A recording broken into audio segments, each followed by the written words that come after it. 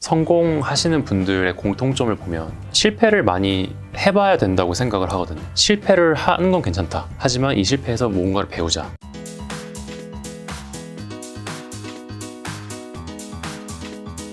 페이스북이 재직하던 시절 회사에서 가장 중요하게 여겼던 업무 방식이 빠른 반복이다. 페일패스트, 빠르게 실패하라는 슬로건이 있을 만큼 빠르게 실패해서 그 실패에서 배우거나 빠르게 미완 성품을 공유해서 좋고 나쁜 피드백을 먼저 받고 방향을 수정해 나가자는 정신이 담겨있는 말이다 라는 게 있던데, 이게 좀 어떤 의미일까요? 저는 굉장히 많은 분들한테 이 메시지가 좀 좋을 것 같다는 생각도 많이 들었거든요. 결국 회사도 마찬가지고 사람도 마찬가지고 성공하시는 분들의 공통점을 보면 실패를 많이 해봐야 된다고 생각을 하거든요. 왜냐면 실패를 하지 않은 사람은, 아니면 기업은 시도를 많이 하지 않은 것 같아요. 뭐 인생이 그렇게 호락호락하지 않기 때문에 그 도전하는 모든 게 성공할 수는 없잖아요. 없죠. 그렇기 때문에 실패를 안 했다고 하면은 시도를 많이 안 한 거예요. 근데 페이스북에서 말하는 이 fail fast라는 거는 어차피 실패할 거 빨리 실패를 하고 대신에 그 실패에서 배우자. 그래서 페이스북은 회고라는 문화가 있어요. 해고? 회고. 영어로는 retrospective라고 부르고, 회고가 이제 한국말로도 뒤돌아본다라는. 복귀 같은 거군요. 네네, 복귀 같은. 알파고랑 이세돌이랑 경기할 때 이세돌 구단이 지고 나서도 계속 앉아 있잖아요. 계속 그 바둑판을 보면서 생각하는 거지. 졌지만 왜 졌는지를 계속 본단 말이에요. 이긴 다음에도 네 번째 판이가 이겼잖아요. 이긴 다음에도 앉아가지고 계속 왜 이겼는지를 보는 거죠. 근데 그게, 그래서 그분도 성공을 했다고 생각을 해요. 페이스북에서도 강조를 하는 게 실패를 하는 건 괜찮다. 하지만 이 실패에서 뭔가를 배우자. 그래서 저도 사실은 뭐 인생에서도 마찬가지라고 생각을 하는 부분이고, 완벽주의를 너무 기해서 어떤 일을 할 때 내가 진짜 몇 시간, 몇 날 밤을 새가지고 이 사람한테 정말 뭐 짜잔하고 최고의 상품을 내놓자. 다들 그걸 바라면서 시도를 못하고 있잖아요. 그게 되는 사람이 많이 없고, 제가 봤을 때도 애플 빼고는 그런 거 잘 못해요, 보통. 그렇기 때문에 빠르게 이터레이션을 도는 문화가 있지 않나 싶습니다. 이게 빠르게 실패하자가 진짜 실패를 하자가 해서 끝나는 게 아니라, 시도를 하고 시도를 했을 때는 어쨌든 그 결과값으로 실패라는 게 나와지면 그게 기준값이 생겨서 그걸 토대로 우리가 복귀를 해서 다음번에는 이제 실패를 안 할 수 있는 가정이 생기는. 그렇죠. 저도 굉장히 중요하게 여긴 포인트인데. 네, 역시 통하는 부분이 있네요. 자, 실리콘밸리에서 터득한 하루 시간 관리법도 있다고요. 별거 아니에요. 별거 아니고, 뭔가 실리콘밸리라는 단어가 붙으면 되게 있어 보여요. 우리 한국 사람들 약간 실리콘밸리라는 단어를 굉장히 좋아하나요? 좋아하는 것 같아요. 뭐 실리콘밸리 되게 좋죠. 근데 많은 분들이 환상을 가지고 있는 건 또 맞는 것 같아요. 시간 관리법이 별게 아니고, 일단 저는 시간 관리에 대해서는 굉장히 현실주의자인 편이에요. 그러니까 제가 여러 개를 하루에, 제가 뭐 20개의 일을 하루에 처리할 수 있을 거라고 절대 생각을 안 해요. 그리고 한 번 앉은 자리에서 여러 가지 일을 동시에 처리할 수 있을 거라고도 생각을 안 해요. 멀티태스킹에 대한 믿음이 좀 적어요. 그렇기 때문에 오늘은 꼭 이거는 성취해야 된다라는 거를 3개 이하로, 그러니까 하나일 때도 있어요. 오늘은 이거 하나만 하자 일 때도 있고, 오늘은 2개만 하자, 3개만 하자, 4개까지 가면은 저는 불가능하다고 봐요. 하루에 성취를 하는 게. 그래서 딱 3개 포인트만 잡아서 오늘은 이거 하자라고 적고 시작하는 편이에요, 아침에. 두 번째는 직장 생활할 때 좀 팁이 될 수 있는 부분인데, 많은 직장인들이 공감하실 수도 있는 게, 일할 때 가장 시간을 많이 뺏기는 부분이 미팅을 하는 거. 맞아. 네, 사람 만나서 미팅하고, 그 다음에 좀 숨 돌리려고 커피 마시다가 또 미팅 들어가야 되고. 사실 근데 그 미팅에서 뭔가 아웃풋이 나오는 건 또 아닌 것 같고. 그쵸. 가서 돌고 도는 얘기하다가 다시 나와가지고. 다음에 또 하자. 네. 그리고 또 스트레스 받아가지고 또 뭐 커피 마시러 가야 되고 막 이런 게 반복인데, 저는 미팅을 일부러 좀 몰아서 하는 편이거든요. 그래서 월요일, 화요일은 미팅으로 꽉 채워놓고 아예. 그리고 수요일, 목요일은 그냥 다 블록을 해놔요. 캘린더를. 물론 그 와중에도 피할 수 없는 회의들은 있죠. 그건 해야 되는 거고. 네, 뭐 클라이언트랑 회의가 잡힌다거나 외부 클라이언트랑 아니면 정말 다른 분들이랑 아예 조율이 안 되는 어떤 회의다. 그런 것들은 어쩔 수 없이 하는데, 대개는 이제 하루나 이틀 정도의 회의를 몰아놓고 나머지 시간에는 집중 업무를 할 수 있는 시간을 확보를 해놔요. 근데 그러면은 컨텍스트 스위칭이라고 해서 계속 컨텍스트를 바꿔가야 되면은 사람의 뇌에 부하가 생기거든요. 그렇죠, 그렇죠. 근데 그런 것들을 좀 최소화시키는 방안을 네. 제 나름대로는 되게 단순한 방법이지만 이거를 또 지키기는 또 쉽지는 않거든요. 그렇죠, 그렇죠. 이거를 되게 좀 스트릭트하게 지키려고 노력을 하고 있습니다. 어떻게 보면 내가 뭐 미팅이든 그다음 업무도 또 다른 업무도 이게 방향이 바뀔 때마다 거기서부터 또 적응하는데 시간이 다 걸릴 테니까. 그렇죠. 아니 조자님 말씀 들으면서 야 조자님은 저 생김새 이렇게 다른데 야, 이 자기개발적인 마인드는 어떻게 이렇게 비슷하지라는 생각을 하면서 제가 최근에 쓴 럭키라는 책이 있는데 네네네. 너무 비슷한 가치관을 가지고 계셔서 그래서 아까부터 어떻게 똑같지? 너무 있었습니다. 아까 말이 잘 통하더라고요. 아 진짜요? 네. 알겠습니다. 자 그리고 또 나보다 일 잘하는 사람의 시간을 훔쳐라. 요건 어떤 건가요? 경쟁을 하지 말고 상생을 하자라는 네. 느낌이죠. 특히나 저도 마찬가지고 많은 한국 분들 넓게 보면은 좀 많은 아시아 국가에서 뭐 입시 제도나 사회에서 추구하는 게 1등이 돼야 된다. 반에서 1등, 뭐 전교 1등 이런 말들이 좀 많잖아요. 네. 그리고 심지어는 요즘에 보니까 순위를 매기는 게 되게 다양하더라고요. 뭐 자기가 좋아하는 연예인들의 뭐 외모 순위를 매기는 웹사이트가 따로 있을 만큼 그러면 그런 면에서 진짜 경쟁 사회라고 저는 생각을 하는데 우리나라 사람들 순위 매기기 좋아하죠. 네. 그게 나쁘다는 게 아니라 그게 어떻게 보면 지표가 되고 그렇죠. 누군가에게 동기부여가 되기 그렇죠. 때문에 좋은 현상인데 적어도 본인이 어떻게 성장을 한다고 했을 때는 내가 얘를 이겨먹겠다라는 생각보다는 네. 내가 얘한테 배우겠다라는 생각을 가지고 접근을 하는 게 네. 훨씬 더 빠르게 성장할 수 있는 길인 것 같아요. 적으로 만드는 게 아니라 네. 좀 나를 도와줄 수 있는 아군으로 만드는 그런 노력을 들이는 게 좋지 않을까. 근데 조자님은 사실 그 카이스트라든가 버클리대, 그다음에 스탠포드, 페이스북 이런 데들이 다 경쟁이 굉장히 치열한 곳들이잖아요. 그쵸? 보통은 그렇게 그런 마인드를 가지기 좀 쉽지는 않을 것 같은데. 그쵸. 저도 경쟁 의식이 없는 게 아니에요. 저도 되게 경쟁적일 때 경쟁적일 수 있고. 지는 거 굉장히 싫어하시는 분 같은데, 제 생각에는. 지는 걸 싫죠. 근데 이 페어플레이라고 하죠. 근데 스포츠 경기도 보면 네네.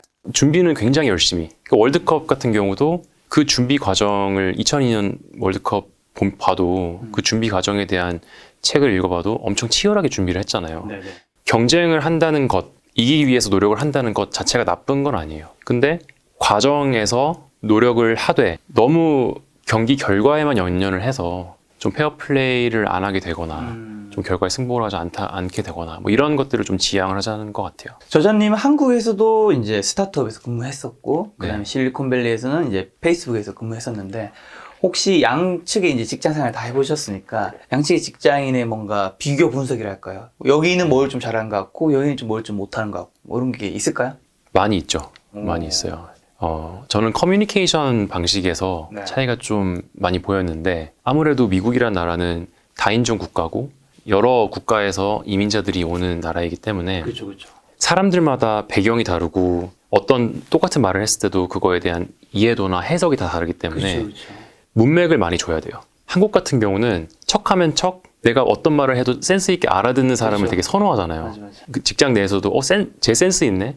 센스 있는 직원 뽑자 막 이런 얘기도 하고 사실 그 말을 저는 별로 안 좋아하는 게 어떤 말을 했을 때 상대방이 못 알아들으면 네. 이게 이 못 알아들은 상대방 책임이라고 생각하게 되는 경우들이 좀 있더라고요. 워낙 이제 서로 공감대가 많다 보니까 미국에서는 내가 아무리 뛰어난 사람이어도 네. 내가 어떤 설명을 했을 때 상대방이 못 알아들으면 항상 제 책임이에요.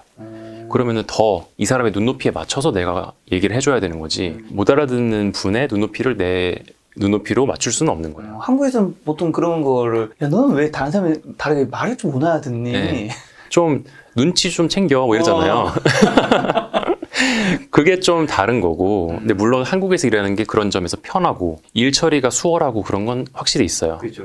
근데 아무래도 미국에서 일하면서 배워왔던 커뮤니케이션 방식에서 저는 조금 더 성장을 할 수 있지 않았나 생각을 하고. 그러면 이제 미국 직장에서의 뭔가 좋은 점 얘기해 주셨으니까 우리 네. 공평하게 한국에서도 좀 잘하는 게 너무 많죠. 있으니까. 한국은 한 사람 한 사람의 퀄리티가 뛰어난 것 같아요. 제가 뱅크샐러드에 들어갔을 때 깜짝 놀란 게 일을 하고 한국 분들은 모여서 따로 또 스터디를 하세요. 그럼 제가 이제 팀을 그때는 운영을 했기 때문에 네. 그 팀원들이랑 이제 얘기를 하면서 주말에는 뭐 하세요? 이러면서 저는 항상 주말에 뭐 부모님이랑 시간 보내요. 아니면 어디 놀러 가요. 막 이러는데 이번 주말에는 뭐 코딩 스터디가 있어요. 이러는 거예요. 회사 내에서 그걸 꾸려가지고 그리고 무슨 뭐 테니스 레슨을 같이 받기로 했대요. 되게 생산적인 일을 항상 하시더라고요. 근데 미국에서는 사실 회사 밖에서는 남남이거든요. 맞아. 약간 주말은 항상 가족과. 네네네. 회식도 잘 안 해요, 미국에서는. 회식을 하더라도 뭐 점심 때 어디 가거나 뭐 이런 식으로 가지.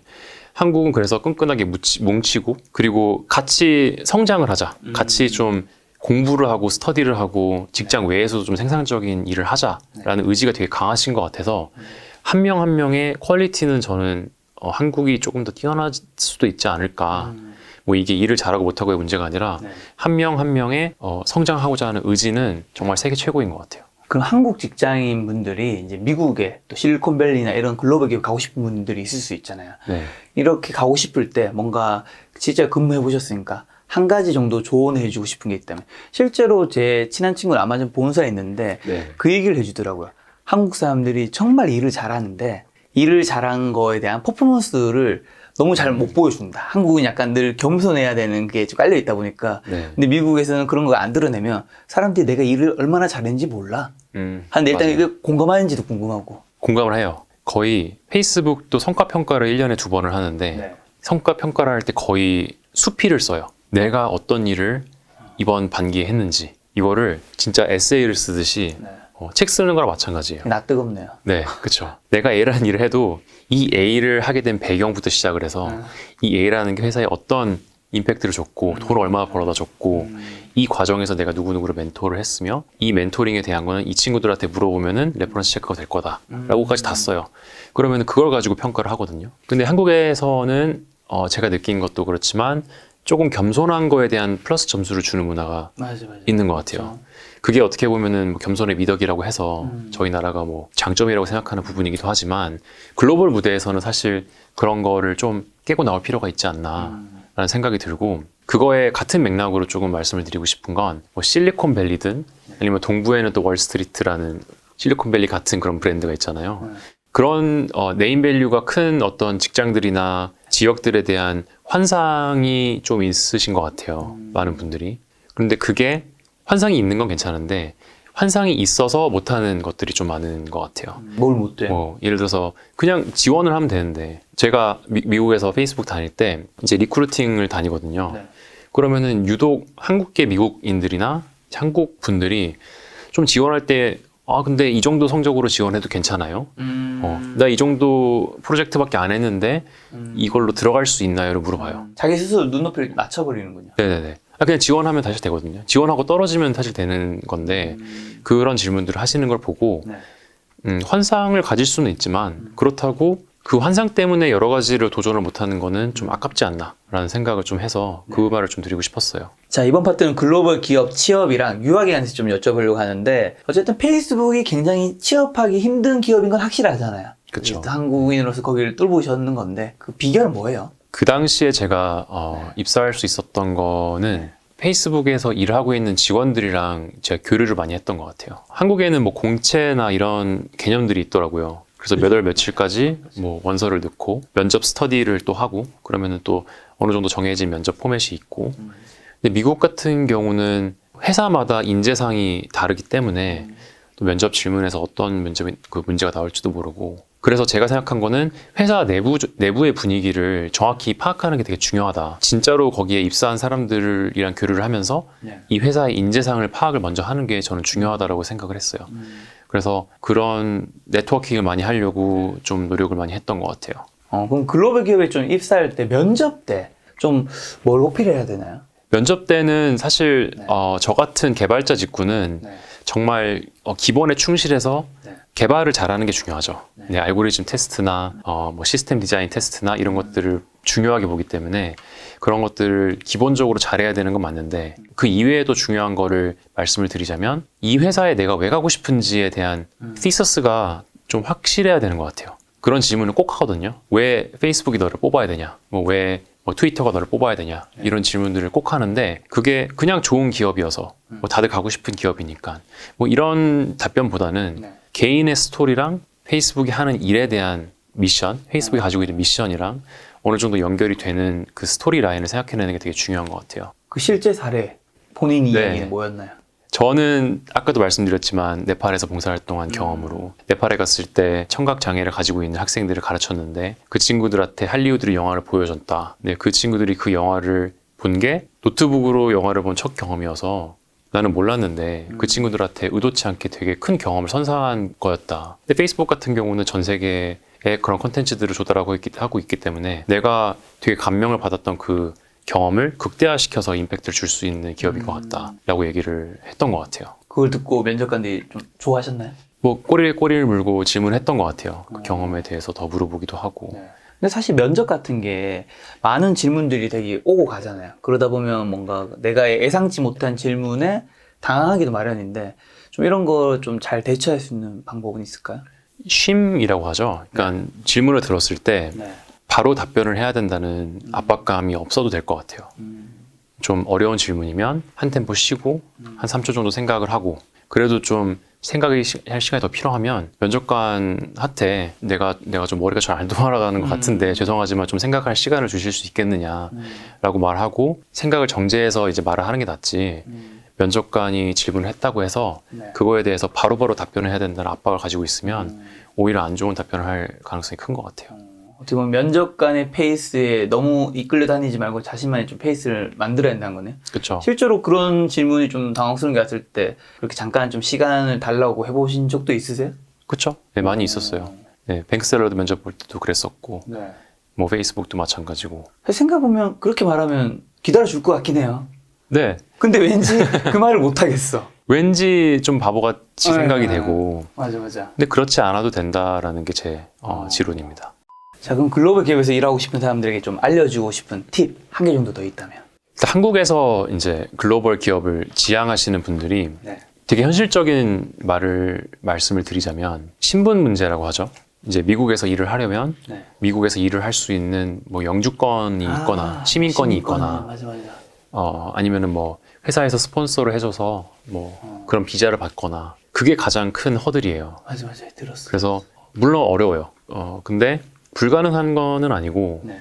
중간 단계를 밟아서 충분히 갈 수도 있거든요. 뭐 한국에서 외국계 기업에 취직을 한 다음에 L2 비자라는 L1 비자인가? 아무튼 그 비자로 뭐 갈 수도 있고 뭐 싱가포르나 런던 같은 중간 지점으로 가서 거기서 일을 하면서 네. 나중에 미국으로 옮길 수 있는 옵션도 있고 물론 어렵지만 안 된다라는 생각 때문에 많은 옵션들을 보지 않고 네. 포기는 하지 않으셨으면 좋겠어요. 충분히 여러 가지 갈래의 길들이 있으니까 리서치를 좀 많이 해보고 결정을 내리면 좋지 않을까. 쉽진 않겠지만 찾아보면 길은 있을 수 있다, 충분히. 네, 있습니다. 자, 저자님 같은 경우는 또 하버드랑 스탠포드 동시 합격했다고 제가 들었거든요. 네, 네, 맞습니다. 왜냐하면 제가 이거를 저자님의 인스타에서 봤어요. 아, 그런가요? 처음에 합격이 먼저 났던 건 하버드 아니었나요? 하버드가 먼저 났습니다. 그렇죠. 네. 저는 그래서 하버드를 가는 줄 알았는데 어느 순간 보니까 스탠포드를 가 있더라고요. 네네네, 맞아요. 그래서 너무 축하드리고요. 감사합니다. 자, 어쨌든 이런 해외 글로벌 대학 같은 경우는 제가 알고 있기로 에세이가 굉장히 좀 중요한 걸로 아는데, 야, 이런 거 좀 자소서라고 해야 될까? 한국말로 표현하면? 좀 네. 어떻게 써야 돼요? 이런 데 합격하려면? 그러니까 에세이를 쓰는 게 제일 어려워요. 원서를 쓸 때. 스탠포드 같은 경우는 질문이 What matters to you the most and why? 라고 해서 너에게 뭐가 제일 중요하고 그 이유를 말해봐라. 너에게 뭐가 중요한지를 제일 얘기하고 그 이유를 설명해라. 하버드 같은 경우는 그냥 네가 하고 싶은 얘기를 해라. 그게 에세이 질문이에요. 자유형식이에요? 네. 거의? 네. 그리고 제한도 없다. 길이 제한도 없다. 그러니까 아무거나 쓰는 거죠. 사실 너무 어려워요. 그리고 지금 김 작가님한테 제가 뭐가 제일 중요해요? 김 작가님한테. 네. 그러면 답변하기가 되게 어렵잖아요. 잠깐만 시간 좀 주시겠습니까? 네. 이렇게 3분 인용을. 드리겠습니다. 네. 그 문제의 속뜻을 좀 파악하는 게 중요한 것 같아요. 오, 속뜻. 네. 뭐죠? 결국은 자유주제지만 입학 원서잖아요. 우리가 너를 왜 뽑아야 되느냐를 이제 설명을 해주는 게 중요하다고 생각을 해요. 항상 모든 것들이 공급자적인 입장보다는 그러니까 이 케이스에서는 에세이를 쓰는 사람의 입장보다 네. 소비자의 입장에서 쓰는 게 중요하다고 생각을 해요. 이 사람이 어떤 걸 원하는지를 먼저 파악을 하고 그렇죠. 그에 맞춘 나의 스토리를 이제 잘 쓰는 게 중요하지. 내가 하고 싶은 얘기를 적고 이 사람이 이거를 알아주겠거니 하고 제출을 하는 거는 맞지 않다고 생각을 해요. 진짜 나한테만 인생이 중요한 의미를 적는 거는 그쵸. 사실은 그 문제의 본질적인 질문을 잘못 판단한 거다. 그쵸, 그쵸. 아, 제일 중요한 게 뭐예요? 가족이요. 이게 내가 하고 싶은 말이거든요. 가족이요. 아니 뭐 어떡하라고. 친구요. 사랑이요. 뭐 이런 거잖아요. 네네네. 근데 사실 학교에서 원하는 답은 그게 아니라고 생각을 해요. 학교에서 원하는 인재상이 있어요. 스탠포드 같은 경우는 그거를 모토에다가 박아놨어요. Change lives, 네. change organizations, change the world. 사람을 바꾸고 그들이 속한 조직을 바꿔서 세상을 바꾸자. 그러니까 이 모토를 잘 해석을 해보는 거죠. 이게 도대체 어떤 의미인가? 그러면 어떤 학생들을 원하는가에 대한 고찰을 하고 여기에 맞는 나의 스토리를 뽑아내는 거예요. 저는 그렇게 시작을 하는 게 맞다고 생각을 해요. 오, 그럼 하버드, 스탠포드 둘 다 학교 가셨으니까 그 중에 한 개 정도 어떤 네. 스토리 좀 넣으셨는지 뭐 분명히 그 안에 스토리도 되게 몇 개 정도 넣으셨을 거잖아요. 맞습니다. 한 개 정도 얘기해 주세요. 한 개 정도요. 네. 좀 색안경을 끼고 본다라고 하죠, 세상을. 네네. 사람과 사람 관계에서도 그렇고 어떤 무리의 사람들에 대한 나의 시선도 그렇고 색안경을 끼고 보는 경우가 세상에 굉장히 많다는 걸 많이 느꼈어요. 네. 뭐 예를 들면 우리나라 제가 초등학교 때 학교에서 축구 경기를 본 적이 있어요. 한일 축구 경기를 본 적이 있어요. 근데 그때 담임 선생님을 포함해서 친구들이 이 일본 선수들에 대해서 굉장히 심한 말을 하는 거예요. 그럴 네. 수 있죠. 뭐 그 당시에. 그렇죠. 그럴 수 있다고 충분히 생각을 하고 우리나라가 역사적인 문제에 대해서 정치적인 이슈들에 대해서 일본 정부와 문제가 있는 면들이 분명히 있기 때문에 안 좋은 감정이 있을 수 있지만 정부와 정부와 관계랑 국민의 국민 관계랑 개인 관계랑 다르죠. 뭐 당과 당의 관계랑 다 나눠서 생각해야 저는 생각을 하거든요. 근데 우리가 한 번도 본 적이 없는 이 축구 선수들한테 인신공격성이 될 만한 발언을 하고 뭐 그런 얘기를 하는 게 맞지 않다고 생각을 했고 그 배경에는 어떤 일이 있었느냐. 저희 아버지가 일본에서 직장 생활을 시작하셨고 일본 친구들이 많으셨는데 제가 어려서부터 그래서 아버지의 주변 일본 분들이랑 좀 얘기를 나눈 경우들이 좀 있었어요. 근데 그때 제가 직접 경험했던 분들은 전혀 인신공격을 되게 젠틀하시고 되게 사람 좋으신 분들이었거든요. 그런 인신공격을 받을 만한 분들이 아니라는 거죠. 그쵸. 근데 그런 편견을 가지고 있는 게 되게 무섭더라고요. 역사적인 관계 때문에 사람까지도 이렇게 싫어할 수가 있구나. 네.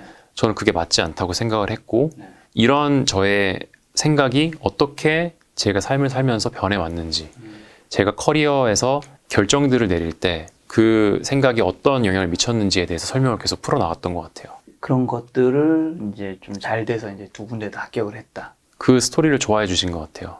학교들에서. 사실 하버드랑 스탠포드도 둘 다 합격하기 굉장히 힘든 학교잖아요. 그쵸. 방금 말씀하신 거 외에 최종적으로 그 글로벌 대학의 분들은 왜 저자님을 합격시켜 줬을까요? 그분들한테 물어봐야 되지 않을까요? 추측해봐야죠. 제가 추측을 감히 또 해보자면 그 스토리텔링 했던 부분들을 포함해서 네. 제가 걸어왔던 인생 플러스 뭐 커리어 뭐 길들 페이스북에서 제가 했던 일들 뭐 스타트업에서 했던 경험들 이런 것들이 유니크하다고 생각했던 것 같아요. 실제로 이제 스탠포드에서 수업을 들으면서 느낀 게 거의 토론 수업을 하거든요. 그러면 어떤 주제로 저희가 토론을 하냐면 예를 들어서 페이스북 내지는 인스타그램이라는 플랫폼에 가짜 뉴스들이 계속 올라오는데 그런 이슈들이 되게 문제가 되고 뭐 정치적으로도 이슈가 되는 문제인데 여기에 대한 귀책 사유가 페이스북이라는 회사에 있는 건지 아니면은 이 뉴스를 양산한 기자들한테 있는 건지 아니면은 이 뉴스들을 페이스북에서 소비를 하는 소비자들이 필터링을 잘 못한 그들의 책임인 건지에 대해서 토론을 하거든요.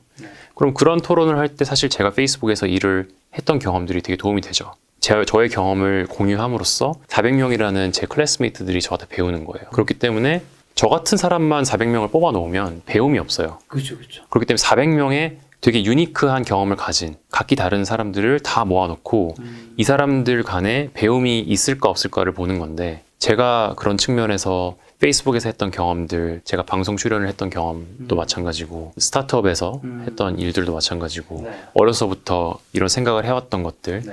이 철학들까지 종합적으로 봐서 매력적인 후보로 보지 않았을까 감히 생각을 해봅니다.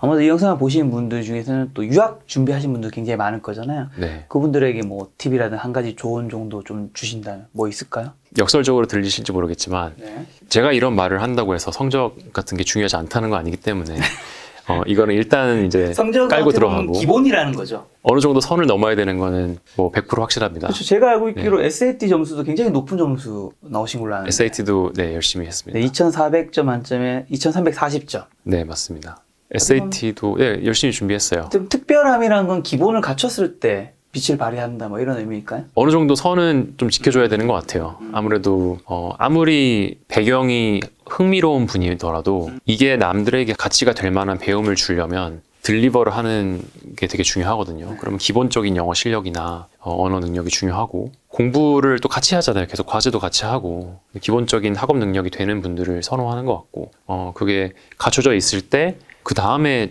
이제 중요한 게 에세이나 뭐 이런 것들인 것 같아요. 그렇게 말씀해 주신 이유는 이제 스토리적인 여러 가지를 얘기해 주셨는데 이거에만 빠져서 스토리만을 준비하려고 하면 크게 실패를 좀 할 수 있다. 확률이 좀 낮을 수 있다. 네, 말씀드리는 그런 측면에서.